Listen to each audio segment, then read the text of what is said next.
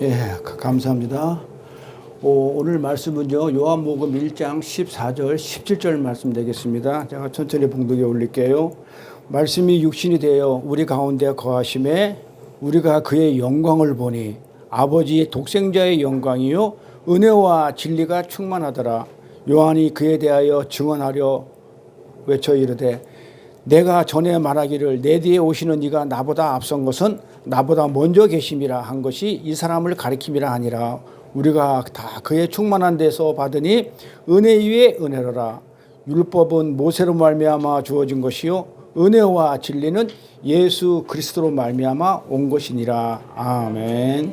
은혜입니다. 은혜를 설명하기 위해서 저희가 지금 죄를 먼저 공부를 하고 그 다음에 이제 은혜로 들어갈 거예요. 그래서 오늘 본문 말씀은 사실은 은혜에 대해 설명을 하기 위해서 지금 밑밥을 뭘로 깔고 있냐면 죄를 깔고 있어요. 죄를 알아야 우리가 은혜를 알기 때문에. 그래서 지난 시간에 이어서 세 번째로 은혜와 진리는 예수 그리스도로 말미암아 온 것인데, 오늘은 죄의 지배하에 있는 우리에게 나타나는 그런 현상들, 징후에 대해서 오늘 말씀을 나누고자 합니다. 우리가 은혜를 알기 위해서는 좀 전에 얘기한 것처럼 죄에 대해서 확실한 정의를 가지고 있어야 됩니다. 왜 그러냐면 죄나 은혜는 다 무엇을 먹고 산다? 객관식 문제, 주관식 문제예요. 단답시 죄와 은혜는 무엇을 먹고 산다? 우리의 먹이를 먹고 사는데, 아니 제가 먹어야 지도 그냥 이렇게 살이 찌든지 영향력을 발휘할 거 아니에요. 또 은혜도 마찬가지예요. 은혜도 뭔가를 먹어야 또 뭐가 자기가 영향력을 발휘할 거 아니에요. 그러면 뭘 먹는다고요? 우리의 뭘 먹어? 응? 뭐 여러 가지 답이 나오는데 제가 그랬잖아요. 우리의 순종을 먹고 산다. 은혜와 죄는요, 우리가 죄에 순종하면 죄의 종이 되는 거고, 은혜에 순종하게 되면 은혜의 종이 되는 거예요. 그래서 우리가 어디에 순종하느냐 따라 가지고 죄가 더 커질 수도 있고, 우리가 성도가 예수 안 믿는 사람 빼놓고 지금 성도에 대해서 얘기하는 거예요. 우리 얘기하는 거예요. 하나님은 안 믿는 사람들은 신경도 안 쓰고 관심도 없어요. 오직 우리 백성들, 구약에서는 백성, 신약에서는 자녀, 그 다음에 새 나라, 새 나라에서는 새 창조, 요한계시록에서는 그냥 신부에만 관심이 있는 거야. 내 마누라가 최고야. 뭐니 해도 하나님은요, 요한계시록에 해가지고 새하늘과 새 땅에서는 누가 최고라고? 내 마누라가 최고야. 그래서 우리가 최고예요. 우리는 신부가 돼. 그런데 지금은 우리가 새하늘과 새 땅 안 갔잖아요. 지금 어디에서 광야에 있잖아요. 여기 있을 때는 누가 최고라고? 아들이 최고야. 오직 하나님은 아들, 자녀한테만 관심이 있어. 자녀가 아닌 우리 똘이나 우리 그 순다리한테는 관심이 없어요. 하나님은 영이 안 들어가 있기 때문에, 오직 하나님 영이 들어가 있는, 그 생기가 들어가 있는 우리 자녀한테만 관심이 있어요. 그러면 구약에서는 어쨌나 예수님 오게 되는 하나님이 내 백성을 삼겠다는 자기 백성에만 관심이 있었어요. 그런데 예수님 오시고 나서는 백성이 뭘로 바뀐다? 자녀로 바뀌어요. 그 다음에 계시록 가면 그게 신부로 바뀌어요. 우리 신분이 어마어마한 거예요. 아니, 하나님이 내 신랑 되고 내가 하나님 마누라 된다는 것은 말도 안 되는 거예요. 그런 쪽으로 우리가 신분을 바뀌기 때문에 그게 전부 다 은혜다. 그래서 우리는 어디에 순종하냐에 따라 가지고 죄의 종이 될 수도 있고 은혜의 종이 될 수도 있어요. 네. 그래서 이 죄와 은혜는 둘 다 사람의 순종을 바탕으로 그 영향을 발휘가 되는데, 만약에 성도가 은혜에 순종하지 않고 죄에 순종하게 되면 어떻게 될까요? 은혜가 좀 남아있거든. 죄도 있어요, 우리 안에는. 그 사도 바울이 얘기했잖아요. 참 나는 정말 내 안에는 정말 생명의 법이 있는데 또 다른 사망의 법에 내가 지배를 받는다고 그래서 나를 어떻게 해야 될지 모르겠대. 그 사도 바울도 그 대사도도 헷갈려 하는 거예요. 내 안에 두 개가 있다니까.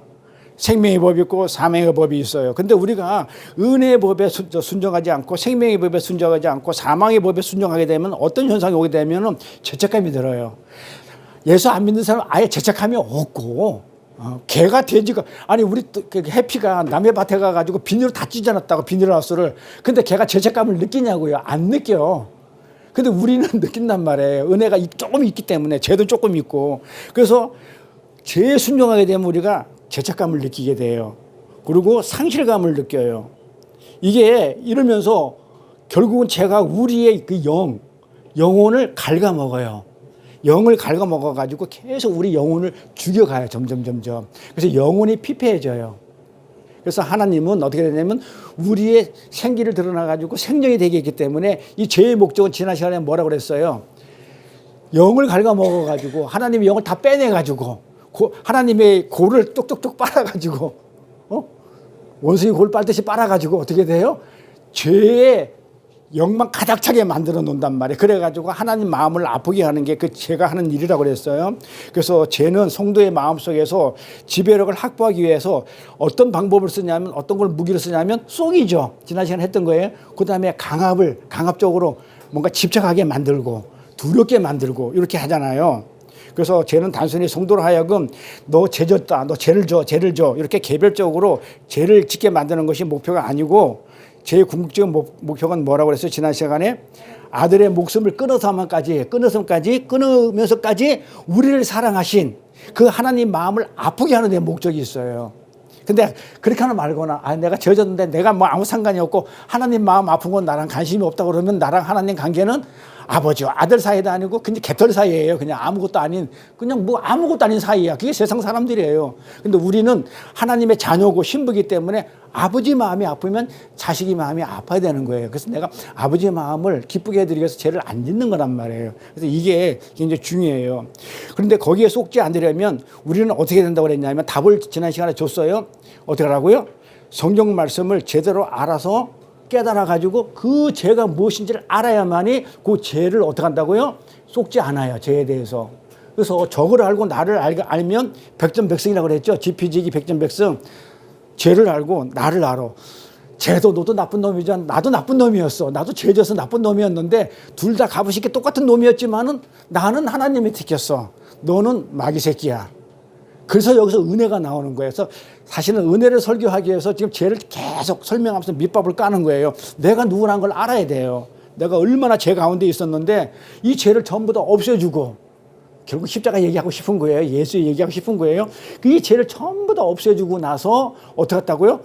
죄가 없다고 하는 거야. 죄가 없다고 여겨져 버리고 나서는 하나님 나라의 신부로 데리고 가는 거야. 신랑이. 그래서 그런 얘기이기 때문에 우리가 이제 은혜를 알기 위해서 죄를 공부합니다. 근데 두 번째는 죄의 무기가 아까 그랬죠. 강압은 뭐가 있다고 그랬냐면 집착과 두려움이라고 그랬어요. 그래서 죄가 주는 즐거움이 있죠. 엄청 즐거워요. 저 죄 많이 져보니까 나 죄 져보니까 죄 짓는 게 진짜 재밌고 즐거웠다니까요. 남한테 그냥 가서 못 살게 굴고 막 때리고 우리 나 애들 키울 때 막 조그만 할 때 그냥 가서 막 이렇게 하면 애들이 싫어해. 그런데도 불구하고 나는 어떻게 해요? 그게 재밌는 거야. 그 괴롭히는 게 재밌는 거야. 그렇게 해가지고 그런 아주 그냥 아무렇지도 않게 여겼던 그런 죄부터 시작해가지고 어마어마한 큰 죄까지 막 짓죠. 야, 이거 막 그냥 내가 가졌으면 좋겠는데 막 이런 어마어마한 죄까지도 막 짓고 탐욕 가운데 있었단 말이에요. 이런 것들이 전부 다 죄의 즐거움이에요. 죄는 자꾸 나를 기쁘게 해주고 즐겁게 해가지고 자꾸 죄를 더 짓게 해요. 근데 이런 게 강압이라고 했죠. 여기서 벗어나려면 어떻게 돼요? 죄가 주는 즐거움보다도 하나님이 주는 더 즐거움이 있든지 내가 죄에 힘이 딸려가지고 죄에 끌려다니니까 내가 힘을 키우든지 두 가지 중에 하나잖아요. 그러니까 어떻게 돼요? 힘을 키워야 된다고 그랬죠. 그러면 힘을 어떻게 키워요? 내가 키울 수 있어요? 내가 죄를 이겨요? 못 이기니까 예수님이 오셔가지고 십자가에서 내 죄를 다 짊어지고 죽죠. 내가 죄를 이길 것 같으면 예수님이 이 땅에 오실 필요가 없죠. 내가 못 이기니까. 그러니까 나는 죄를 이기려고 하면 안 돼요. 그렇다고 죄질한 얘기 아니에요. 어떻게 하라고요? 그러면 어떻게 하라고? 죄를 물리치려면 어떻게 하라고? 그거 이제 성경 그 말씀으로 이제 죄가 뭔지를 알았어. 그 다음에 내가 뭔지 알았어. 그 다음에 어떻게 해야 되냐 이 말이야. 그 다음에 순종. 그 다음에 어떻게? 은혜에 순종하다 보면 죄를 물리치고 은혜에 자꾸 순종하려고 하다 보면 뭐가 발동된다? 내 의지가 발동되죠. 하나님 나는 정말 죄를 안 짓고 싶어요. 나는 은혜에 순종하고 싶어요 하면서 내 의지를 발동시키면 결과적으로 내가 죄를 물리치는 게 아니고 나는 의지만 발동했어. 제자리 있지 않게 해서 하려고 그렇게 했었을 때 성령이 힘을 주시는 거예요. 성령이 힘을 주셔가지고 성령을 통해서 그 죄가 물러나는 것이지 내가 죄를 어떻게 할 수 없어요. 만약에 내가 죄를 어떻게 할 것 같으면 예수님이 이 땅에 오실 필요가 없죠. 네가 죄 물리쳐. 네가 죄 없애버리고 하늘나라 와 이랬을 건데 예수님이 왔다는 얘기는 우리 보고 물리치라는 얘기가 아니고 우리는 어떻게든지 은혜에 순종하라는 얘기예요. 그때 하나님이 힘을 주셔요. 따라서 앞에 볼까요? 따라서 죄의 강압과 이 속임에 대하여 대응해서 우리는 어떻게 된다고요? 끊임없이 알아야 된다고 그랬죠. 끊임없이 진리신 예수 그리스도의 복음이 이룩되어 있는 이 말씀과 교리를 열심히 공부를 해야 돼요. 알아야 이길 거 아니에요. 그래서 순종하든지 말든지 할 거 아니에요. 행위를 할 거 아니에요. 두 번째로는 하나님의 말씀에 순종해가지고 죄를 죽이겠다는 그 의지를 발동하셨을 때 성령이 우리한테 힘을 줘서 물리칠 수가 있다. 자, 6가지가 이제 지난 시간에 했던 걸 하고, 그 다음에 오늘은 그러면 우리는 지금 죄 지배하에 있죠. 죄를 안 짓는다 하지만 우리가 고범죄를 짓잖아요. 고범죄가 뭐예요? 내가 죄의 즐거움과 죄의 집착과 죄에 속아가지고 나도 모르게 어떻게 해요? 짓고 있는 죄들. 또 알면서 짓는 죄들. 알면서 지은 죄, 모르면서 지은 죄, 이거 다 고범죄라고 그러는데, 이렇게 우리가 죄의 지배하에 있는 우리들에게는 어떤 현상들이 나타나나. 그러니까 딱 보는 거야. 우리 권사님도 보고 우리 전도사님도 보고 다 보는 거야. 그렇게 보면서 야, 그런 징후가 나타난단 말이야. 그럼 우리가 어떻게 해야 돼요? 제가 그런 징후가 있었을 때는 어떻게 해야 돼요? 붙들어야 되잖아요. 똑바로 인도해야 되잖아요. 그러니까 그 징후를 알아야 돼. 제 징후가 뭔지를 알아야 돼. 이렇게 첫 번째로 어떻게 나타나냐면요. 제 징후가 딱 보면 알아요. 제가 맨날 그래요. 기꺼이 하나님 말씀에 그냥 영향을 안 받으려고 그래. 뭐 하나님 말씀이 무슨 소리를 하든가 말든가 나하고는 아무 관심이 없어. 이러면서 죄 진 사람들은, 은혜에 순종하지 않는 사람들은 어떻게 하냐면 말씀을 통해서 그 말씀의 영향을 받으라 하지 않아요. 첫 번째로. 죄 지배 아래에 있는 사람들은 하나님의 은혜의 말씀이 떨어지면 어떻게 돼? 자, 우리 성도는 하나님 말씀이 떨어지면 제가 항상 이러죠. 정말 내가 계시록까지 공부를 딱 하고 나니까 막 이 세상이 내고 없고 막 너무 희열을 느껴가지고 너무 기쁘고 행복하고 이 우주 만물이 다 내 거라고 여겨지니까 욕심도 안 나고 다 어떻게 됐냐면, 그렇죠. 너무 기쁘고 희열을 느낀단 말이에요. 이렇게. 근데 영향을 안 받는단 말이에요. 죄 있는 사람들은. 은혜 안에 있는 사람들은 너무 그 말씀에 대해서 기쁘고 행복해야 되는데, 죄진 자들은 그런 것이 아니야. 오히려 부담을 갖게 돼요. 말씀에 부담을 갖게 됩니다. 왜 그렇다고? 죄 지배 아래 있기 때문에. 그러니까는 이게 서로, 은혜와 죄는 서로 상반되기 때문에, 은혜 아래 있으면 하나님 말씀이 너무너무 기쁘고 달콤해. 오묘하고 달콤한 그 말씀, 찬송가 있듯이.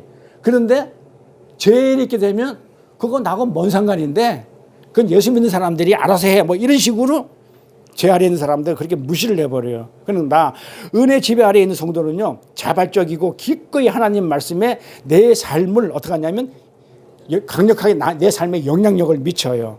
그렇게 원하고. 그래서 말씀이 선포되면 어떻게 오느냐? 우리 최신 집사님처럼 말씀이 선포되는 자리는 안 빠지는 거야. 무조건 오는 거야. 왜? 은혜 아래 있는 사람들은, 우리 태준 씨도 마찬가지야. 이 은혜 아래에 있는 사람들은 어떻게 하냐면 이 말씀을 받게 되면 너무 기쁘고 행복하니까 예배 자리에 안 빠지게 돼 있어요. 근데 제 아래에 있으면 제가 꼬시켜가지고, 야, 다음 주에도 예배 있는데 꼭 이번 주 예배 드려야 되니? 뭐 이렇게 하면서 제가 속삭인단 말이에요. 예. 그리고 노래방 같은데 뭐 골프 이런 데 치러 가면 너무 즐겁고 행복해. 자, 여기 앉아가지고 말씀 듣고 그냥 그렇게 앉아있지 말고, 참 내가 노래방 같아서 술 한잔 먹고 어떻게 그냥 마이크 잡고 노래 부르면 얼마나 기쁘고 즐겁니? 이러면서 자꾸 속삭인단 말이에요. 근데 거기에 넘어가거든. 그런데 은혜 지배 아래에 있는 성도들은 어떻게 되냐면 너무너무 그 말씀이 어떻게 돼요? 기쁘고 행복해가 느껴져. 네. 그래서 영향을 이렇게 막 받고 싶어 하고, 그래서 그런 데 관심이 있게 돼요. 그러나 이 게으름과 나태함은, 이 죄 있는 사람들은 안 오는 이유, 공부 안 하려는 이유, 예배자에 안 오는 것은, 오늘 추우니까 가지 말자. 오늘 더워서 못 가겠다. 오늘 그냥 뭐 해서 못 가겠다. 이런 나태함과 게으름이 있죠. 예, 이거는 점점 깊어져요. 한 번 빠지잖아요. 그러면 점점 죄라는 특성이 그래요. 한 번 빠지면, 에이, 뭐 이번 주 빠졌는데 뭐 다음 주 한 번 더 빠져보지 뭐. 그게 어디 가? 그 다음 주에 또 예배가 없는 것도, 그 다음 주에 예배도 있는데 뭐. 그게 그건데 뭐. 이래가면서 점점 그 나태함에 빠져가지고 어느 순간 말씀을 공부하는 자리에 빠지는 것이 아무렇지도 않게 그냥 당당하게 생각해. 나는 오늘 우리 어머니 집사님 두 분도 올 줄 알고, 나는 그래서 주보에다가 지난주, 그러니까 그 주보 그 기도 제목 그거 보라고, 기도 같이 하자고 연달아 올려주는데, 지난주에는 못 온다 했기 때문에, 물론 이제 다른 데로 이제 예배 자리에 갔겠지만은, 어쨌든 그 예배 자리에 은혜 있는 사람들은 안 빠지려고 그렇게 싶어해요. 그런데 제 아래 있는 사람들은 그 예배 자리가 아무렇지도 않게 여기고 성경을 읽고 깊은 마음도 없어지고 진지하게 성경을 탐구하는 일부터 완전히 멀어지게 돼요. 근데 그러한 성도의 삶을 보면서 하나님께서 지금 아파하고 계신다는 것을 잊으시면 안 되거든요. 그런데 그 내 자식이 자꾸 죄 속에서 딴 놈한테 빠져 있으면, 아니 신랑이 아니 딴 놈하고 내 신부인 우리가 딴 놈하고 놀아나면 좋겠냐고. 신랑이, 아버지가, 하나님이. 그 가슴이 아픈 거예요. 그럼 어떻게 돼요? 가만히 있겠어요? 죽여버리지 그냥. 어디 가서 멱살 끌고 와가지고 딴 놈하고 놀고 있으면 가가지고 쫓아가가지고 그냥 들어가서 그냥 팽개쳐 버리죠. 어디 가서 그냥. 그게 간음하지 말라 해요. 예, 지나가는 여자를 보고 음욕을 품으면 그건 간음하느니라. 신랑 내버려두고 다른 세상에다가 눈들러고 있으면 하나님이 가만히 있겠냔 말이에요. 안 있어요 하나님. 그러니까 맞고 어차피 하나님 구원하고는 이제 이거 죄하고는 상관없죠. 죄를 져도 한 번 구원은 영원한 구원이니까 우리는 구원 받았어요. 그러면 어떻게 죄 지면 하나님이 다윗처럼 잡아다가 족친다고요. 어디서 딴 놈하고 놀고 있어 하면서. 그럼 어떻게 돼요? 그럼 맞는 게 아픈 정도가 아니라 죽고 싶어요. 그냥 막 차라리 죽여주세요라는 고백이 나올 정도로 그냥 악소리가 나요. 그러니까 어차피 올 것 같으면 맞고 오든지 뭐 그냥 알아서 오든지 기어오든지는 본인이 알아서 하세요. 그냥 뭐 하나님이 그냥 한 번 구원한 걸 갖다가 뭐 아이고 저 죄 졌으니 내가 구원 안 해. 이런 하나님이 아니죠. 한 번 구원은 영원한 구원이기 때문에.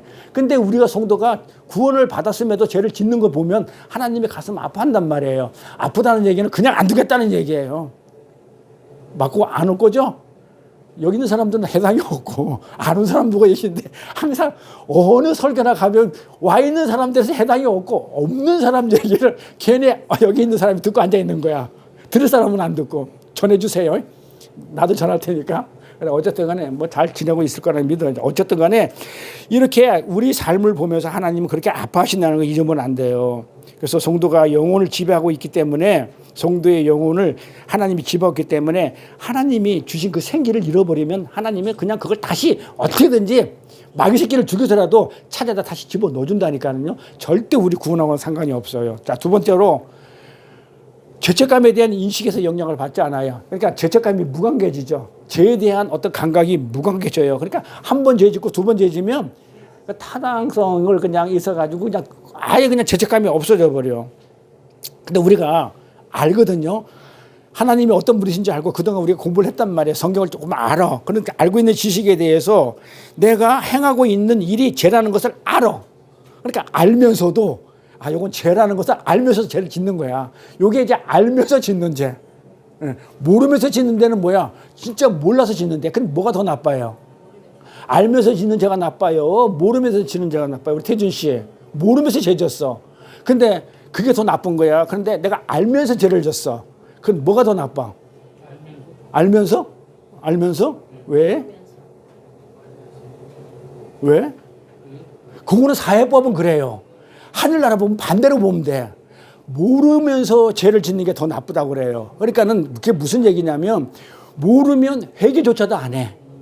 알면서 내가 죄를 졌는데 알았기 때문에 하나님이 용서해 주세요, 긍휼을 베풀어 주세요 하고 회개할 수가 있어. 그래서 성경은 뭐라고 얘기했냐면 모르는 거 요걸 뭐냐면 무지라고 그래요. 알지 못하는 걸 요거를 갖다가 뭐 알지도 못하고 무지하면서 알지도 못하면서 알려고 하지 않는 것, 배우려 하는 것, 요걸 교만이라고 그래요. 그래서 성경에서 말하는 교만은 목에 힘주고 거들먹거리고 막 어깨 힘주고 막 이걸 교만이라고 얘기하는 게 아니고 말씀을 모르면서 알려고 하지 않는 요게 교만이라고 그래요. 근데 요 교만은 패망의 선봉이라고 그래요. 패망은 뭐냐면 망하는 거야. 망하는 거에 지름길이야. 그래서 항상 성경은 뭐냐, 교만하지 마 그럴 때는 목에 힘주지 말라는 얘기가 아니에요. 그런 성경 세상 얘기가 단어 달라. 성경 단어는 뭐냐면 교만하지 마라. 말씀을 모르는데 알려고 하지 않는 것. 그 얘기는 거꾸로 얘기하면 내가 다 안다 이거야.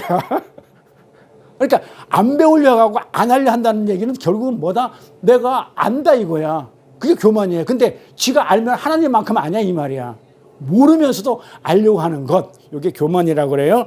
그래서 이 모르고 짓는 죄가 성경에서는 더 나쁘다고 그래요. 그걸 교만이라고 그래요. 근데 알면서 하는 거는 뭐라고 그러냐면 돌아와. 근데 지금 우리는 지금 두 번째란 말이에요. 우리는 알아. 우리는 지금 알아요.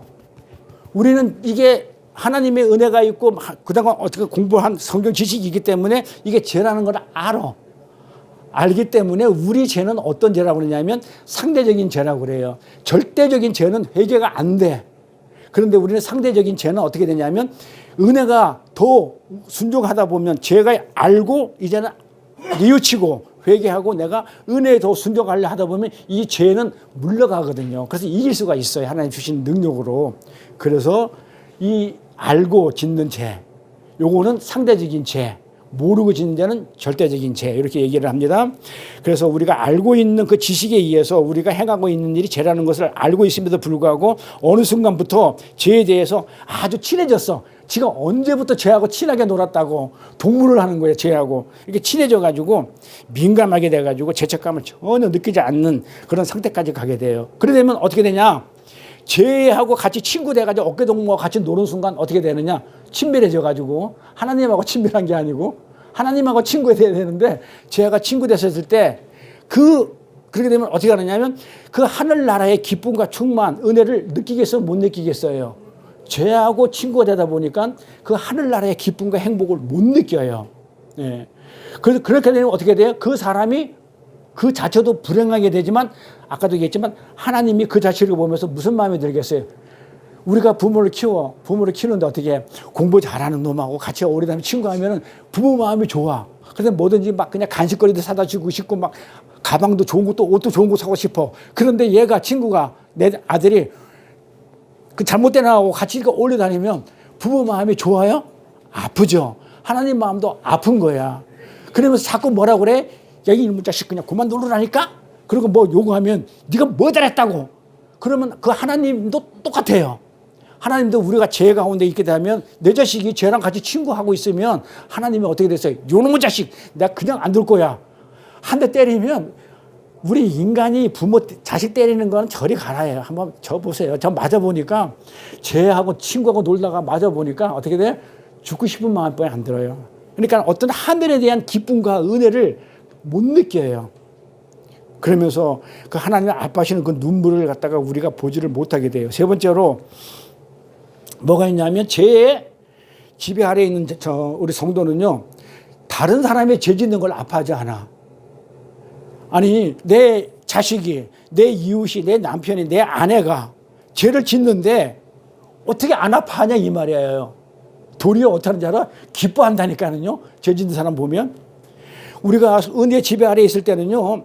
나만 거룩한 삶을 살아갈 뿐만 아니고 어떻게 돼요? 우리 그 유선호 권사님처럼 나만 이렇게 예수 믿고 예배 자리에 말씀 자리에 오는 게 아니고 우리 희수도 우리 송이도 이러면서 자식도 같이 어떻게 해요? 자꾸 이렇게 거룩한 자리로 이렇게 자꾸 이렇게 같이 같은 거룩한 삶을 살기를 그렇게 바라는데, 예? 그러고 나서 그렇게 바라는데 죄 지배에 있는 사람들은 어떻게 되냐면 내가 죄를 짓는데 어떻게 돼? 다른 사람이 죄를 똑같이 짓는데 내가 죄를 짓고 있으니까 조금 내가 좀 죄책감이 조금 있어. 그러면서 죄에 그냥 더 순종하다 보니까 죄가 더 많이 짓고 있는데 가만히 보니까 쟤도 죄를 짓고 있거든. 그러면 어떻게 해? 나를 어떻게 생각하겠어요? 나 괜찮아. 쟤도 짓는데 특히 누가고 많이 비교해요? 목사. 목사 저 사람도 뭐 그냥 뭐 죄 짓고 있는데 뭐 내가 짓고 있는 죄 뭐 이거야. 뭐 이런 식으로 어떻게 돼요? 다른 사람의 죄를 짓는 것에 대해서 아파하지 않고 같이 어떻게 돼요? 동조하고 기뻐해 도리어. 기뻐해요. 그러면서 저 권사도 그렇고 우리 전도사도 그렇고 뭐 그냥 우리 그냥 그 평신도들이 봤었을 때 그래서 우리가 이제 이렇게 직분자가 되면 자꾸 이제 평신도한테 모범이 되기 때문에 그 죄를 좀 멀리해야 되는데, 예? 근데 이제 죄를 짓게 된 사람들은 자꾸 그런 쪽으로 가게 되는 거예요. 근데 이거 참 심각한 일이죠. 다른 사람의 죄를 아파하지 않는 거. 우리 성도는요, 나 외에 다른 사람에 대해서 전혀 관심이 없다. 이거는 문제인 거예요. 나 말고는 오직 나만 아니면 돼. 나만 되면 돼. 우리 지술 권사님이 혼자서만 이렇게 그냥 막 말씀 이렇게 은혜 받으면 안 돼 하면서 나만 받을 게 아니야 하면서 막 이렇게 권유하는 게 있잖아요. 하듯이 나만 오직 나만 되면 돼. 이러는 게 아니야. 이건 심각한 문제예요. 그것이 뭐냐면 그렇게 너야 그냥 어떻게 살든지 나 상관없어. 이렇게 생각하는 게 뭐냐면 죄 지배 아래 있다는 증거예요. 죄 지배 아래 있는 사람은 나만 챙겨. 나만 뭐 아예 아니면 되지. 나만 뭐 그냥 뭐 이렇게 가는데 은혜 아래에 있는 사람들은 그러잖아요. 나만 가지고는 하늘나라가 완성이 안 돼요. 하나님은 계획은 창조의 때 어떻게 했냐면 하늘나라, 그러니까 지금 성경의 얘기는 우리 태준 씨 잘 들어보세요. 이 성경 창세기부터 요한계시록까지 줄거리가 어떤 거냐면 간단해요. 하나님이 왜 우리를 만드셨지? 왜 우주 만물을 창조했지? 근데 그게 어떻게 돼가지고 요한계시록 가지고 새하늘과 새 땅이 어떻게 완성되고 있지? 이거예요. 자, 그러면 하나님이 지금 왜 이 땅을 만들고 왜 우리를 만들어가지고 도대체 뭘 하고자 하는 거냐? 심심해서가 아니고 하늘나라 완성이에요. 하늘나라 완성이야. 그러니까 하늘나라는 그게 나라는 천국을 얘기해요. 하늘나라는 천국을 얘기해요. 그러니까 국가의 3요소가 있죠. 국가의 나라가 국가가 되려면 뭐가 있으면 땅덩어리가 있어야 돼. 그 다음에 백성이 있어야 돼. 그 다음에 통치권이 있어야 돼. 통치. 그래서 우리가 성경에서 말하는 거의 통치권을 얘기하는데, 자, 하나님 나라 천국을 완성시키려고 그러면은 세 가지가 있어야 되잖아요. 자, 하나님 나라 공간이 있어. 저 하늘에 있어. 땅은 있어. 그 다음에 통치권은 있어. 누가 다스리는데 하늘나라는 하나님이 다스려. 주권은 하나님한테 있어요. 근데 민주공화국은 민주주의는 주권은 국민한테 있어. 이 주권이에요. 우리가 일제시대 때 36년 동안 나라를 잃었을 때 땅을 뺏긴 것도 아니고 백성이 일본 사람은 된 것도 아니고 뭘 뺏겼냐면 주권을 뺏긴 거예요. 통치권. 그럼 나라를 잃었다고 그래요. 하나라도 뺏기면. 그리고 뭐야? 땅과 통치권. 이제 하늘나라는 하나님이 통치하셔. 하늘나라라는 공간이 있어. 그 다음에 이제 뭐가 있어야 돼요? 백성. 이거는 어떻게 되냐면 창세기 때 하나님이 창세기 전에 이미 이 우주 만물을 만들기 전에 너 내 백성이야 딱 찍어놨다고. 안 보여서 그렇지 난 보여. 딱 점점점 다 찍어놨단 말이야. 그런데 여기서 태준 씨가 빠져버려. 하나가. 그러면 이 백성 하나가 빠지면 완성이 돼야 안 돼요? 안 되는 거예요. 우리 최신천이 하나 빠지잖아요. 빠져보면 하늘나라가 완성이 안 돼요. 그래서 공허와 어둠과 혼돈이 있던 처음 창조가 빛이 와서 빛이 있으라 해가지고 그 빛을 공허와 어둠과 혼돈을 다 몰아내가지고 윗물과 아랫물을 갈라버리고 이렇게 해가지고 쭉 역사가 흘러와. 창세기 역사가 흘러와가지고 중간에 십자가 예수가 와가지고 쭉 해가지고 계시록 가가지고 새 하늘과 새 땅으로 완성을 시켜버려요. 그런데 이 새 하늘과 새 땅이 첫째 하늘은 어떻게 되냐면 잘라져요. 첫째 날 빛이 있으라, 둘째 날 윗물과 아랫물이 있으라. 자, 물이 하나인데 갈라져. 둘로 갈라져. 셋째 날 어떻게 돼? 이 땅이 또 둘로 갈라져. 바다와 육지로 갈라져. 그러니까 처음 창조는 불완전한 창조라고 그래. 전부 다 갈라진단 말이에요. 남자와 여자, 동물과 식물 전부 다 갈라지는 역사예요. 아브라함하고 약속할 때 동물 반을 쪼개가지고 하나님이 지나가고 언약을 맺는단 말이에요. 갈라지는 역사예요. 처음에는 전부 다 갈라졌었어. 이거를 불완전한 창조 이거를 십자가를 통해 가지고 쭉 하면서 나중에는 하늘과 땅만 남아. 요때 처음 창조에는 하늘과 땅과 바다가 있어. 이 바다는 심판을 얘기해요. 그러니까 다시는 십자가로 튀어나가지고 다시는 바다가 없겠고 새하늘과 새 땅에서는 다시는 바다가 없어지고 하늘과 땅만 있어. 근데 요게 마지막에 하나가 돼. 하늘과 땅이 하나 되는 게 하늘나라 완성이에요. 여러분 끝. 그러면 우리가 여기 있는 사람들 전부 다 하나님하고 전부 다 어디 갔냐면 하늘나라 다 있는 게 그 완성이 된 거예요. 근데 이 하늘은 누구를 얘기한다? 예수 그리스도. 땅은 누구를 얘기하는데 이 땅에 있는 나와 하나님이 한 몸이 돼.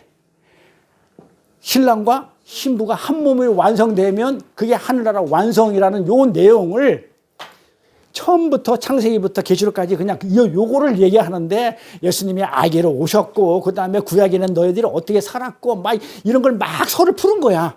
근데 이거를 설을 푼 거를 해석해보면 요 얘기가 전부 다. 지금도 그 얘기예요. 그런데 여기서 태준 씨나 우리 아무나 하나 없으면 하늘나라가 완성이 안 되죠. 그래서 우리가 하늘나라를 완성하는 데 있어서 다른 사람이 죄를 짓는 거를 나만 안 지으면 돼. 이러면 안 된다는 거예요. 다른 사람이 죄를 짓는 거에 대해서는 죄 때문에 하늘나라가 완성이 안 되면 어떻게 돼요? 나도 아직까지 완성이 안 되는 그런 몸이 되니까는 어떻게 돼요? 하나님 믿는 자들한테는 죄 지으면 안 돼. 죄 지으면 안 돼. 막 이렇게 하면서 아파해야 돼요. 이렇게. 그게 이제 바로 이거예요. 그래서 만약에 그렇지 않으면 그건 심각한 문제예요. 하나님 나라는 나는 상관이 없고 나만 배부르고 등 따시면 된다? 아니에요. 그래서 시편에 뭐라고 그랬냐면 119편 136편 6절에 뭐라고 그랬냐면 저희가 주의 법을 지키지 아니하므로 저희가 주의 법 하나님 은혜 가운데 하나님 말씀을 지키지 아니하므로 지금 내 눈물이 시냇물 같이 흐릅니다. 이렇게 고백을 해 다윗이. 저희가 하나님 법을 안 지켜요. 하나님이 예배를 안 드려요. 하나님 찬송을 안 드려요. 그러니 내 자식 우리 이선호 목사님 많이 그럴 거예요. 그런 마음 많이 들까. 내 자식이 저러고 있어요. 진짜 그게 다윗의 고백처럼 어떻게 하냐면 내 눈물이 시냇물처럼 흐르나이다 그래요. 성경에 한번 찾아보세요. 136절에 있으니까. 이것이 은혜의 지배하에 있는 사람이에요. 네 번째로 뭡니까? 자기를 향한 하나님의 불쾌감. 지금 내가 죄를 짓물이 해가지고 하나님이 아파한다, 불쾌하다, 성질났다 이런 거에 대해서 전혀 인식이 안 돼. 나를 향한 하나님의 불쾌감이나 아픔을 인식하는 그 마음에 신령한 것들이 없어져 버려. 이게 무슨 말이냐면요. 우리가 은혜의 지배 아래 있을 때는요. 수시로 내 마음 상태나 행동에 대해서 하나님 이거 이렇게 하면 좋아하실까? 아, 이러면 하나님이 싫어하시지. 야, 하나님 이러면 슬퍼할 거야. 이런 자각들이 있어요. 내가 은혜 안에 있을 때는. 근데 제에게 있으면, 제에게 자꾸 내 마음을 제에게 내주면 내 영혼이 어떻게 돼요? 망가져 버리고 피폐해지고 내 마음의 생각 그리고 내 실제 행동에서 아파하시는 하나님의 마음을 느끼지 못해. 그러니까 하나님에 대한 감각이 별로 없어져 버려요. 아버지에 대한 감각이 점점 둔감하게 돼요. 그래서 지배 아래에 있는 제 지배 아래에 있는 성도는요. 어리석을 정도로 무모하게 죄를 짓게 되는데 하나님이 아파하든 말든 나는 관심이 없어. 하나님에 대해서 전혀 무감각해지는 거야. 어떻게 생각하는 게 상관이 없어. 그분이 내 사랑하는 아버지라고 고백을 하지만 내가 느낄 수가 없기 때문에 죄 때문에 느낄 수가 없으니까 이 출산대지는 이 실행죄를 자꾸 짓게 되는 거예요. 아버지를 어떻게 해요? 생각을 안 하는 거야. 내가 이렇게 하면 아버지가 좋아할까? 아, 싫어할까? 아, 우리 자식을 키울 때도 그러잖아요. 아니, 강아지도 요새 강아지 그거 많이 나오더만. 응? 나와가지고. 응? 형아가, 아빠가, 엄마가 이러면서 내가 아빠가 좋아할 줄 알고 내가 구두를 닦았다고 막 그러고 막 그런 게 나오듯이 아니, 강아지도, 이 동물들도 그러하는데 어떻게 하나님의 신부가 되고 자녀가, 신부가 될 사람이고 지금 자녀인 우리가 아버지에 대해서 이렇게 무감각하면 되겠냐 이 말이에요. 그러니까 죄를 짓게 되면 이런 현상이 일어나요. 근데 은혜 아래에 있는 사람들은요, 어떻게 돼요? 나를 지켜보시는 그 하나님이 불꽃 같은 눈을 의식하게 돼요. 그러니까 지금 여기도 계시다. 그러니까 내가 뭐 하고 싶은데 하나님을 의식해. 하나님이 지금 불꽃이 나를 보고 있어. 나는 모르는 내 머리칼수를 하나님은 다 알고 계시니까. 우리 대주씨 머리칼수 몇 개인지 모르지.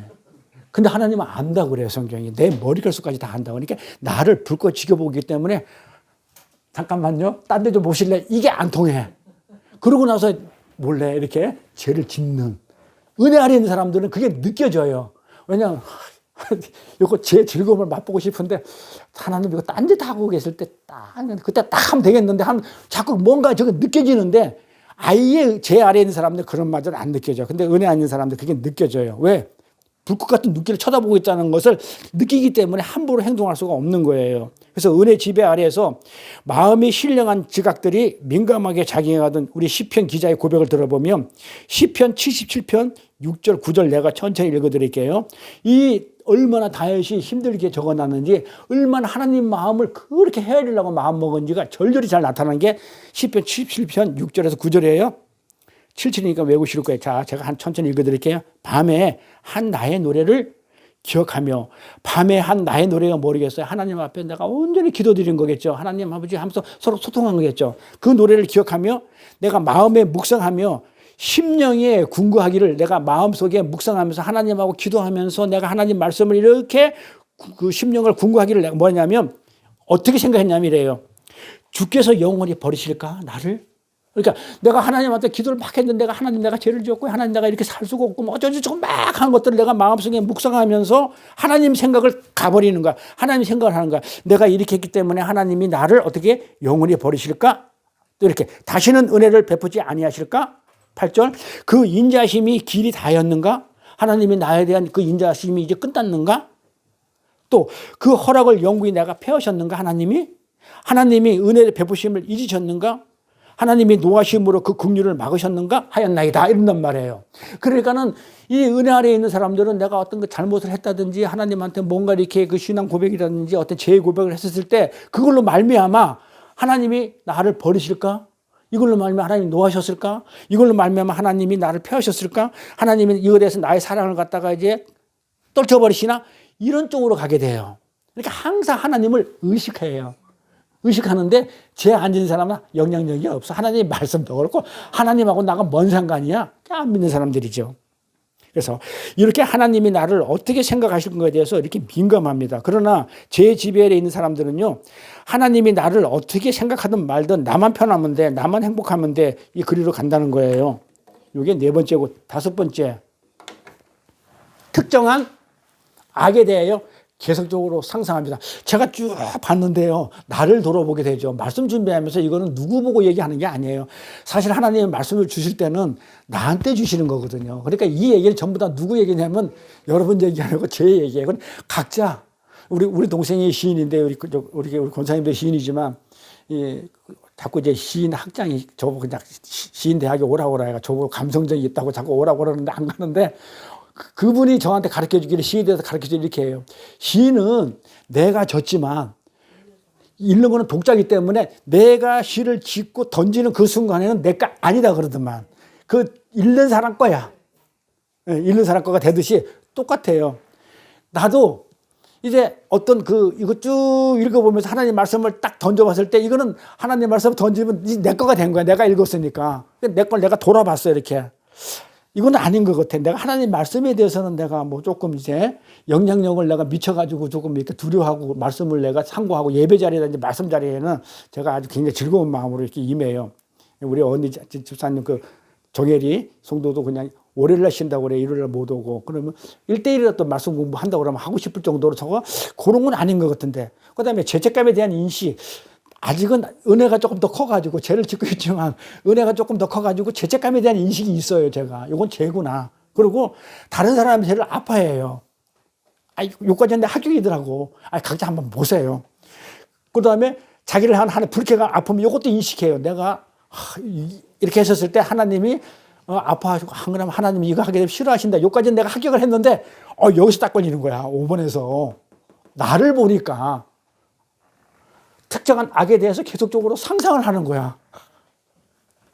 각자한테 막 이렇게 이 특정한 악에 대해서 내가 상상을 하면서 이렇게 죄를 실행죄죠. 출산되지는 않은 죄야. 그러니까 출산되지는 않았고 아직까지 이제 내 마음속에 있는 죄야. 근데 자꾸 그 죄를 내가 자꾸 상상하게 되더라고요. 내가 나를 돌아보니까 그렇다는 얘기예요. 여러분이 그렇다는 게 아니고. 그래서 이 제일 먼저 우리 생각을 공격해. 죄는.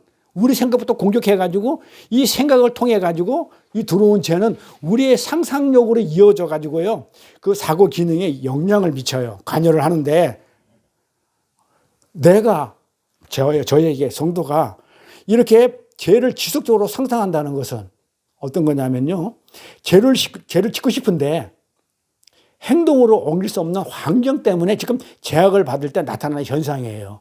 그러니까 내가 요번에 우리 선교사님이랑 전도사님이 같이 우리 저기 갔었지만 우리 신변족하고 얘기를 했을 때 신변 목사가 했을 때 내가 성천시 가다가 잔을 엎었을 거 아니에요. 성천 잔을 포도주 잔을 응?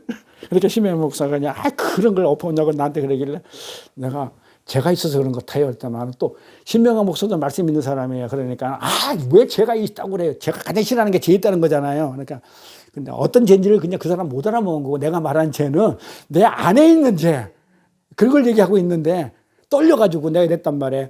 내가 잔을 받는 순간 하나님의 그 잔을 받는 순간 내가 떨려가지고 갑자기 떨려가지고 내가 잔을 쏟았다고. 그래서 막 끈적끈적해 여기도 그렇고 막 성경책도 끈적끈적한데 어쨌든 간에 이제 그렇게 얘기했더만은 이게 대화가 어떻게 되냐면 그 사람은 보이는 걸 얘기하는 거고 밖으로 드러난 죄를 얘기하고 나는 그리고 예수라는 어떤 오셔가지고 죄를 다 사했다는 그런 어떤 신앙의 어떤 그걸로 교류를 얘기하는 거 나는 아직도 남아있는 죄의 오염이나 나한테 남아있는 그 불법성을 얘기하는 건데 어쨌든 제가 좀 그래서 그렇게 했단 말이에요. 그래서 내가 이렇게 5번에 어떤 죄에 대해서 특정한 죄에 대해서 내가 계속적으로 상상을 하고 있다는 것은 아직까지 내가 아직 죄가 남아있다는 증거예요, 내 안에.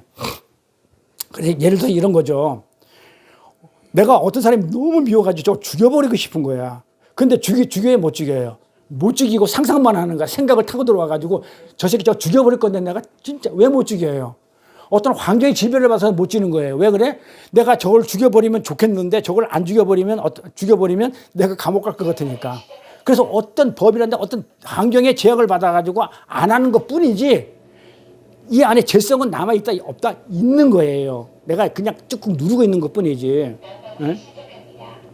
그렇게 상상을 한다는 것은요, 환경이 만들어지면 그때는 어떻게 하겠다는 거예요? 바로 그냥 죄를 짓겠다, 실행에 옮기겠다는 거거든요. 그래서 마음속에 있는 죄가 밖으로 나오게 되면 출산되는 죄가 되니까 그것이 죄의 지배 아래에 있다는 거예요. 그래서 죄의 지배 아래에 있다고 자꾸 내가 감각이 느껴져야 그 은혜를 붙들어요. 나는 죄가 없어 이렇게 가버리면 날라리가 돼요. 그래서 내가 하나님이 죄를 다 사해 준데도 불구하고 아직도 나에 대해서는 죄의 오용과 죄에 대한 불필성이 내 안에 남아있네요 라고 하면서 그래서 그냥 하나님 그 은혜를 내가 사모합니다고 내가 의지 결단을 했었을 때 그 성령의 힘으로 죄가 조금씩 좀 물러나는 건데 거룩거룩 가는 건데 내가 그냥 없어요 이래 버리면 그건 뭐가 되나 방종이죠. 예. 예를 들어서 내가 도둑질 하는 그 상상을 해. 근데 오랫도록 지속적으로 이제 야 저게 갖고 싶은 거야. 저거 막 그냥 저거 갖고 싶은데 도저히 어떤 환경 때문에 못했어. 그런데 지키는 파수꾼이 죽어버렸다고 하면 그걸 훔칠까요? 안 훔칠까요? 훔치게 된다니까요. 도둑질하는 재미와 즐거움에 실제로 빠지게 돼요. 상상을 하면. 또 머릿속에 간음하는 것을 계속 상상하는 사람은요. 실제로 그 상상 속에서 그 간음이 주는 즐거움과 재미에 푹 빠지게 돼요. 이게 죄가 주는 강압이란 말이에요. 즐거움 주는 거. 그래서 언젠가 환경이 열렸을 때 곧바로 제일 먼저 달려가가지고 그 일을 행할 수 있도록 만들어요. 예를 들어서 어느 여자가 있는데 제가 호랍이란 말이에요. 근데 어느 여자 가부가 있는데 남편이 있는 여자랑 합치다. 예를 들은 거예요. 실제 아니고 있는데 저 여자가 너무 마음에 드는 거야. 근데 마음속에서는 저 여자는 한번 살았으면 좋겠어. 계속 그러고 있었어. 그런데 이따가 남편이 확 죽어버렸어. 그러면 제일 먼저 가가지고 어떻게 하겠어? 하겠어 안 하겠어요? 이제 그런 얘기란 말이에요. 특정한 그 죄에 대해서 악에 대해서 자꾸 상상력으로 계속 상상을 해. 예, 이게 나중에 마음속에 있는 것이 나중에는 밖으로 드러나게 되면 요게 이제 죄의 지배 아래에 있다는 그 증거예요. 자, 우리 성도가 우리들의 죄의 지배를 받고 있다는 것을 요걸로 판단하면 돼. 저 사람은 아직도 죄의 말씀과 예배를 그냥 우습게 여긴다든지 하나님이 아파한 마음을 더 도저히 못 느끼다든지 이러면 저 사람은 은혜보다는 죄 아래에 있다고 이렇게 판단하면 돼요. 여섯 번째 마지막 뭐가 있냐면 죄의 지배 아래에 있는 사람은요. 죄를 죽이는 방편들, 도구들을 죄를 죽이는 방편들이 있겠죠. 성령이 됐든 뭐가 됐든 요 방편이 내가 좀 설명할게. 요거를 자꾸 소홀히해요. 이 방편이 뭐냐면 도구들이 뭐냐면 죄를 죽이는 방편이 뭐냐면 뭘로 죄를 죽일 수 있냐면 은혜의 수단이에요. 은혜로 죽일 수가 있는데 죄에 순종하든 은혜에 순종하든 간에 어쨌든 간에 내가 죄에 순종하지 않고 은혜에 순종하게 되면 되는데 그 은혜의 수단에는 뭐가 있냐면 말씀과 기도와 성례가 있어요. 요번에 모르겠어요. 제가 이제 목사고시 시험을 내게 되면 아마 요거 낼 것 같은데 이거 답이에요. 하나님이 주시는 은혜의 수단 말씀과 기도와 성례예요. 은혜를 말씀으로 주시고 기도 주시고 성례하는 것이 이걸 은혜의 수단이라고 그러는데 우리가 성례는 잘 알다시피 성례는 뭐예요? 성찬식과 그다음에 그거예요. 세례 주는 거. 요게 은혜의 수단이에요. 그래서 제가 이제 우리 어저께 정복희 목사님 만나서 얘기했지만은 우리 선교사님은 요걸 은혜를 주기 위해서 이 성례에 물론 말씀과 기도도 하겠지만은 실제 지금 부족한 게 요거였거든요. 성례하는 거. 그래서 현지에 가가지고 세례주를 주고 그다음에 성찬식도 행해가지고 죄를 이렇게 자꾸 없애도록 할 수 있는 세상 사람들을 없애도록 할 수 있는 그 역할을 하기 위해서 목사 안수주는 목적이거든요. 그래서 은혜를 갖다가 베풀어야 되기 때문에 이 은혜의 수단에는 이런 성례가 있다. 그런데 이 성례는 오감이라고 그래요. 성례를 뭐라고 그러냐 얘기를 하면은 우리가 이제 은혜 수단을 영어로 뭐냐면 민지 오브 그레이스라고 그러는데 하나님께서 하나님께서 성도 안에 내재하는 그 죄를 죽이면 은혜 아래 사는 수단으로 주셨어. 죄를 죽일 수 있는 방법으로. 그런데 은혜가 우리에게 주는 통로는 말씀과 기도와 성례. 성례는 우리가 오감이라는 얘기는 5가지 감각이죠. 자, 성례할 때 우리가 성찬식 하는 것 한번 생각해 보세요. 보죠. 찬송 듣죠. 그 다음에 떡이든 포도주든 맛을 보죠. 그 다음에 이렇게 느끼죠. 그래서 오감으로 보고 듣고 만지고 맛보고 느끼는 것을 오감으로 느끼는 것을 오감복음이라 한단 말이에요. 몸으로 느끼는 거. 요건 근데 눈으로 보지도 않고 맛도 없이 그냥 은혜의 수단은 말씀과 기도 2가지죠.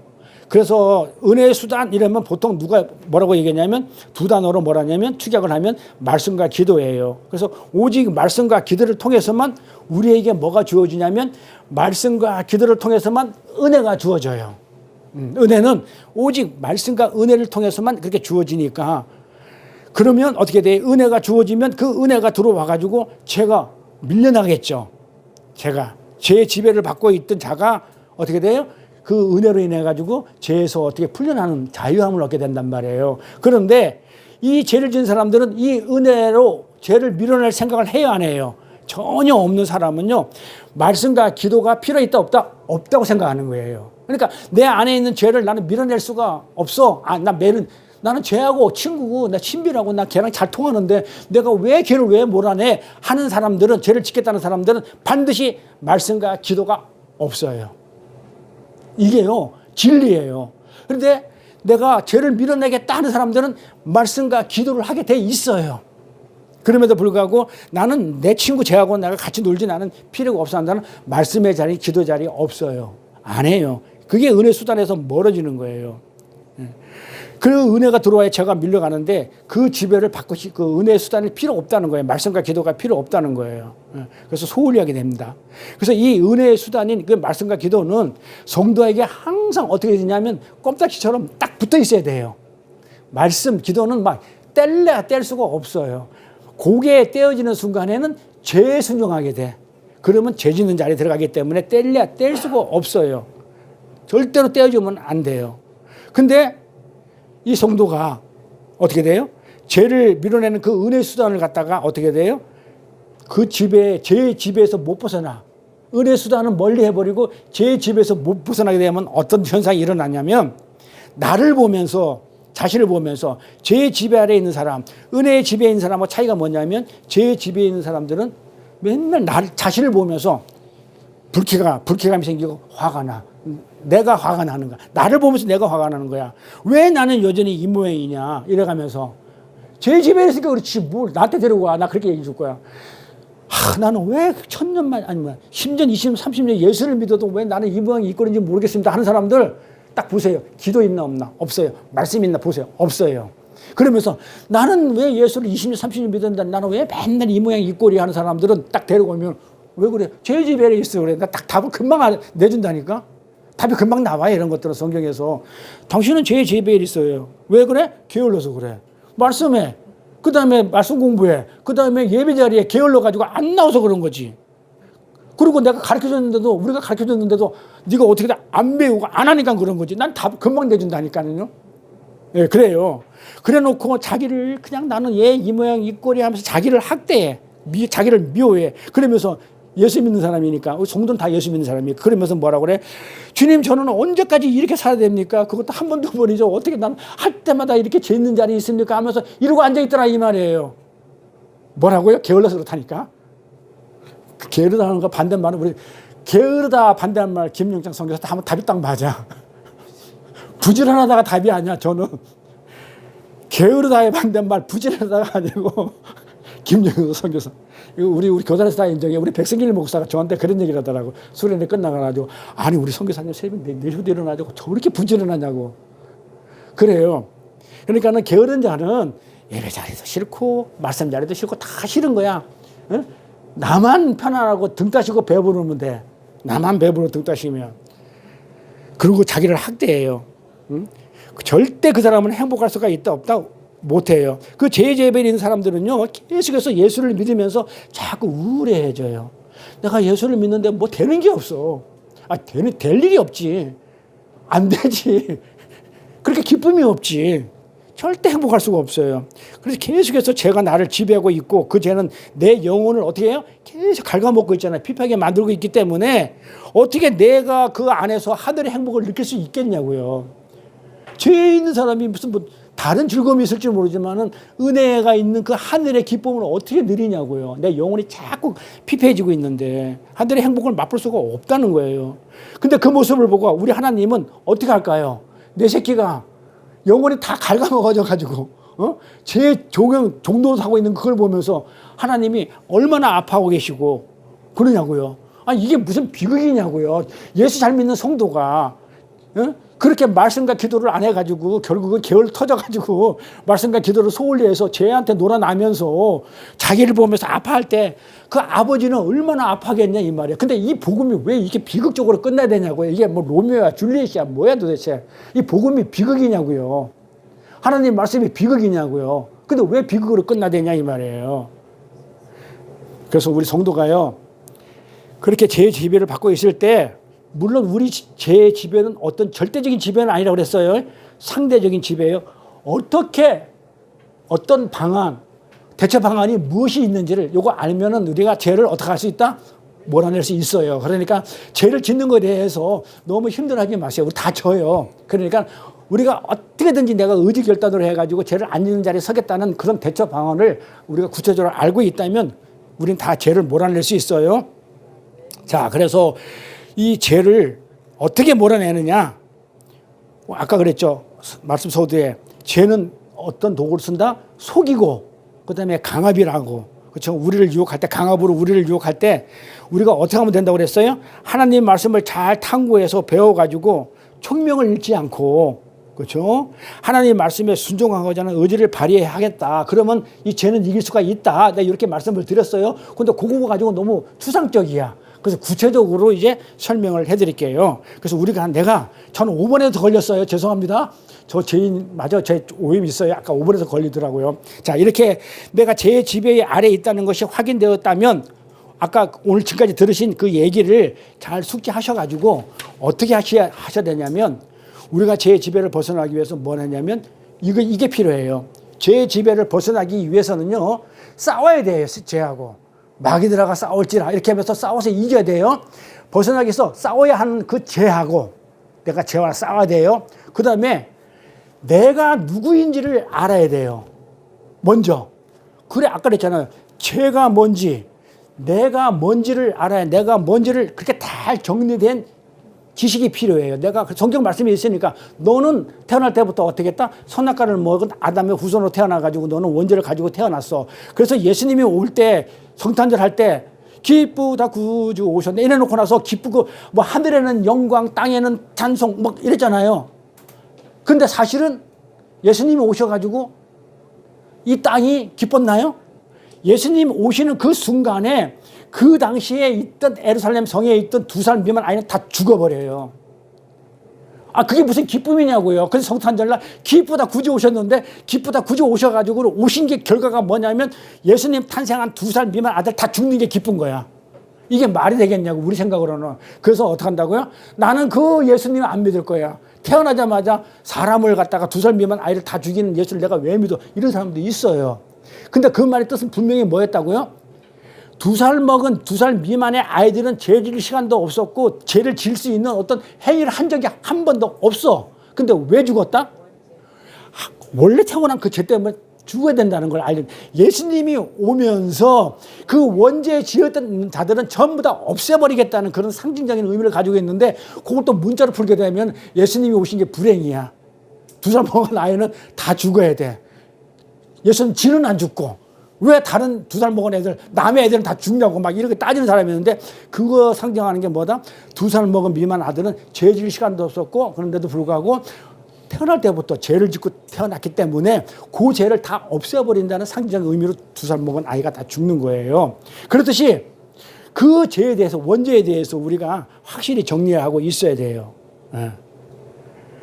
지금 내가 경험하고 있는 이 죄의 지배와 죄의 집요한 공격에 대해서 지금 성경이 무엇라고 설명하고 있는지를 알지 못하고 뭐라고요? 성경에서 설명하고 있는 것을 알지 못하고 어떻게 한다고요? 제 지배에 대항해서 싸운다는 것은 어느 도단이에요. 그러니까 지금까지 우리가 여기서 배운 것만 잘 숙지해도 죄를 몰아낼 수가 있어요. 이런 현상이 있기 때문에. 그래서 우리가 성경에 나타나 있는 뭐라고요? 그 죄의 교리에 대한 지식을 통해서 정확한 진단을 받아야 돼요. 아까 그랬죠. 제가 딱딱딱딱 이렇게 보면요. 저 사람은 죄의 지배 아래 있다, 없다라는 걸 내가 알 수 있다고 그랬죠. 성경을 통해서 성경에 나타나 있는 그런 교리를 가지고 지식을 통해 가지고 정확한 진단을 받고 이런 죄를 짓고 있죠. 저 같은 것은 5번의 죄를 짓고 있단 말이에요. 그런 죄를 짓고 있죠. 그러면 맞춰가지고 조치를 어떻게 하는 것이 가장 빠른 죄에 대한 대처 방안이에요. 그러니까 하나님 말씀을 모르면 그게 안 돼요. 그래서 우리 성도가 확신이 있잖아요. 구원의 확신이 있고 확신만 있다면 지금 현재 아무리 심각한 죄의 공격을 받고 있다 할지라도 내가 죄를 짓고 있다 할지라도 그거는 영원한 게 아니죠. 죄는 일시적인 죄란 말이에요.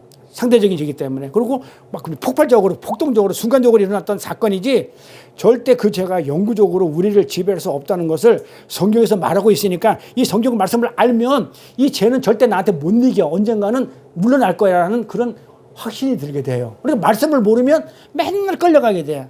성경에서 그렇게 밝히고 있으니까 우리는 그 성경을 믿으면 되는 거예요. 그래서 우리가 포기하거나 중도에 자제해서만 안 되는 거예요. 어떻게 하다고요? 끝까지 피 흘리까지 싸우다 보면 반드시 그 죄의 세력은 지지멸멸하게 물러가고 만다는 거예요. 그래서 정말 우리들이 그 죄에서 벗어날 수 없었을 것 같아요. 지금 저도 마찬가지예요. 이 지긋지긋한 제가 나 죽을 때까지 날 따라다닐 것 같아. 못 벗어날 것 같은 그런 죄와 지금 싸우겠다는 의지를 내가 한번 발동해 본 적이 있었나? 이런 생각이 들어요.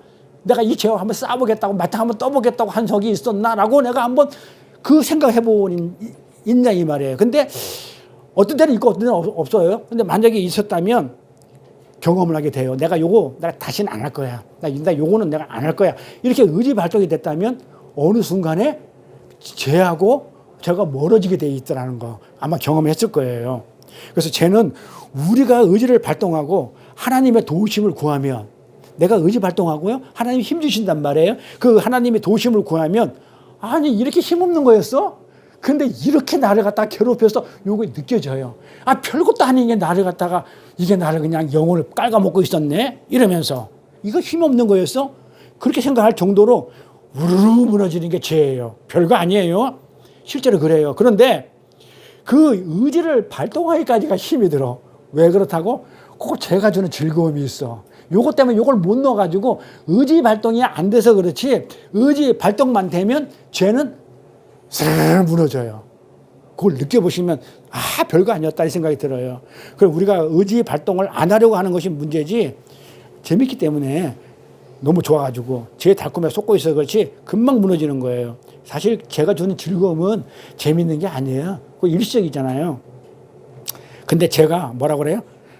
그 재밌는 걸 하고 막 우기는 것 뿐이지 한 개도 안 재밌는 거예요. 지가 우기는 거지. 그러니까 우리는 어서 그 죄를 이기고 하나님 말씀에 순종하겠다는 그 의지를 발동시켜야 되는 거예요. 그러면 아주 쉽게 죄가 무너지는 걸 느낄 수 있습니다. 자, 우리가 죄를 막 무서워하잖아요. 그러면 죄를 참 막 무서워하고 이 죄 때문에 제가 그것 때문에 3번 죽으려고 마음 먹었잖아요.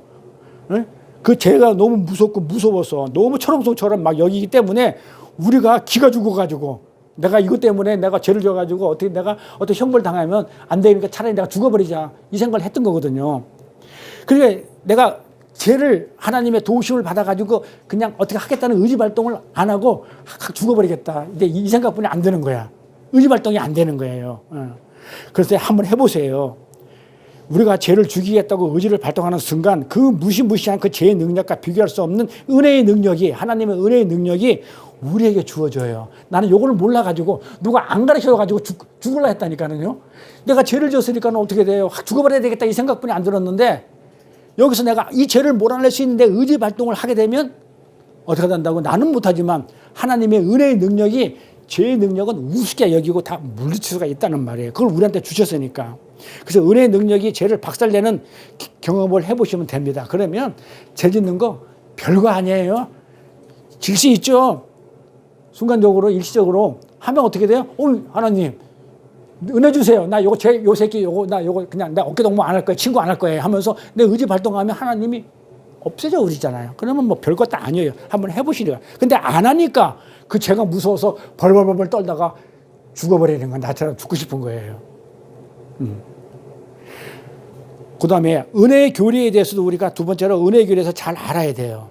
뭐만 알면 되는 게 아니고 두 번째로는 첫 번째는 정확한 진단을 받아가지고 성경 교리에 대해서 정확한 진단을 받아가지고 그 다음 되고 두 번째는 은혜의 교리에 대해서 확실히 정리를 잘해야 돼요. 그래서 요걸 하기 위해서 이제 은혜가 요걸 알아야 은혜가 나오죠. 내가 죄인이라는 걸 알아야 그 죄가 없어진 그 은혜를 우리가 알 수가 있기 때문에 그래서 우리가 정욕이 불꽃처럼 일어나가지고 죄의 지배를 받게 되면 내 안에 은혜가 전혀 없고 온통 죄덩어리라는 그 자각을 하게 되는데 그러나 우리는 아무리 극악한 그 죄의 지배를 받고 있다 할지라도 우리 안에 있는 하나님 은혜가 그 은혜가 완전히 소멸될 수는 없죠.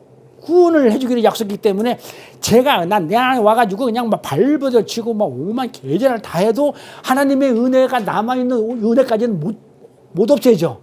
조금이라도 남아있게 된단 말이에요. 소멸될 수는 없어요. 예. 왜? 은혜가 소멸될 수가 없는 게 왜 그래요? 어? 그렇지, 구원의 약속인데 만약에 은혜가 소멸돼 버려 죄 때문에 그러면 하나님이 구원을 못하면 실패자야. 그럼 하나님 나라 완성이 안 돼. 절대로 하나님이 실패자가 될 수 없기 때문이에요. 그래서 우리가 비록 은혜의 불길이 꺼졌어요. 꺼져 있지만 불씨만 조금 남아있는 상태야. 죄가 너무 커가지고 그런 처참한 상황이 될 수도 있지만 은혜의 불씨는 내가 하나님한테 다시 순종하였다고 결단하는 순간에 다시 불씨가 활활 타올라가지고 그 많던 진짜 천호송 같은 그 은혜가 아니고 그 죄가 물러나는 그런 경험을 하게 된단 말이에요.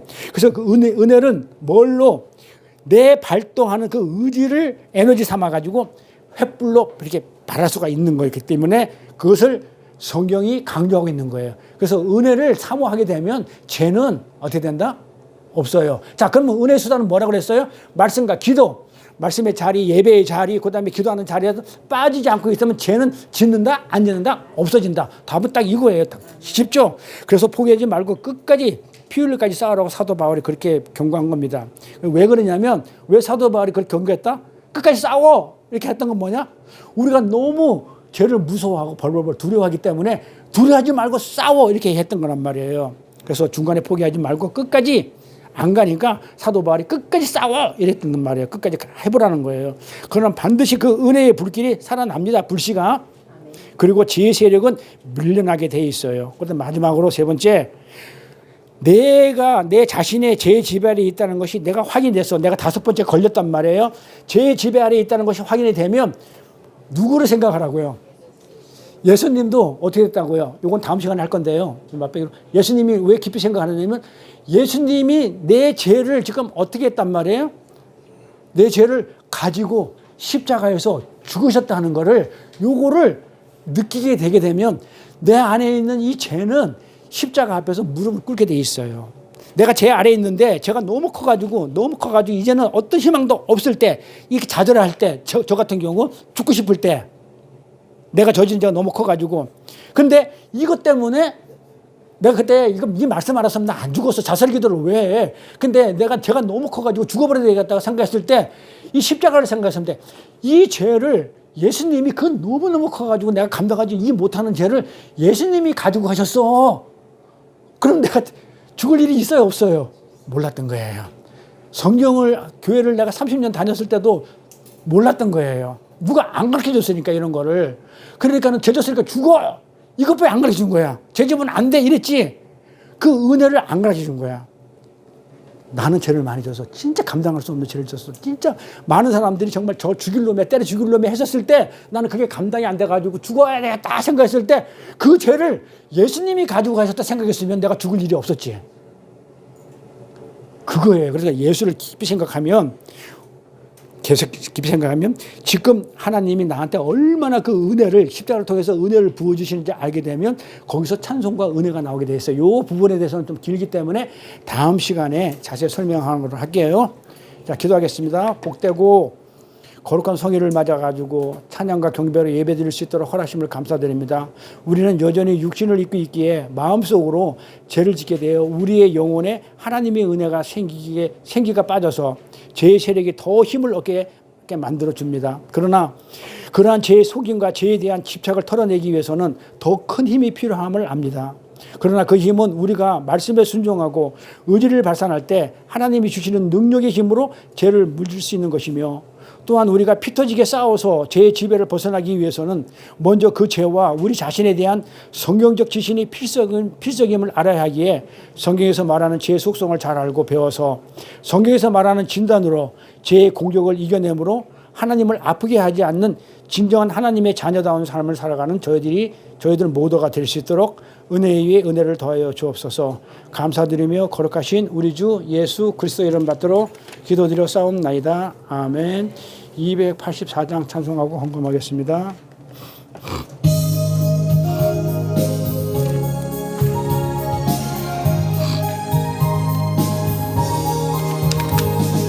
오랫동안 모든 죄 가운데 빠져 더럽기가 한량없던